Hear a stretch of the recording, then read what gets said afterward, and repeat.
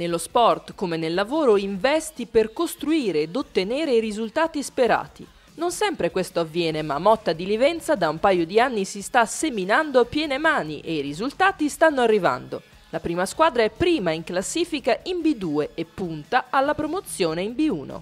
L'obiettivo comunque è di restare in testa e di andarci a cercare l'opportunità di raggiungere la B1. Questo è l'obiettivo che così ci siamo posti quest'anno, con molta tranquillità, con molta serenità, lavorando soprattutto anche in tutta la struttura giovanile che abbiamo. Di promozione non si può parlare fino all'ultima giornata, comunque siamo positivi per l'andamento della stagione, soprattutto visto il gruppo che si è creato e visto la forza della nostra squadra, che effettivamente veniamo da 12 partite consecutive vinte.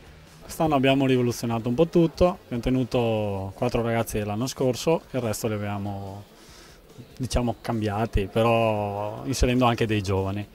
E la lieta sorpresa è proprio l'inserimento di questi giovani che si stanno veramente comportando in maniera dignitosa. Abbiamo Tonon, abbiamo Girotto, poi abbiamo le 2 vecchie conoscenze di Motta, i fratelli Carniel. Sono dei gran lavoratori, lavorano in palestra e mollano mai.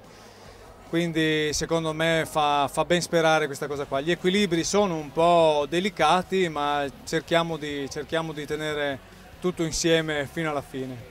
Finora abbiamo avuto situazioni favorevoli, abbiamo giocato bene e adesso si vedrà. Ogni partita è una lotta e ogni squadra è attrezzata per far bene. Noi naturalmente siamo tra quelle e vedremo come andrà avanti, c'è ancora metà campionato, quindi stiamo buoni. Possiamo dire che a Motta di Livenza si sta vivendo un piccolo sogno sportivo che è iniziato l'anno scorso con la conquista in casa della Coppa Italia di B2 maschile.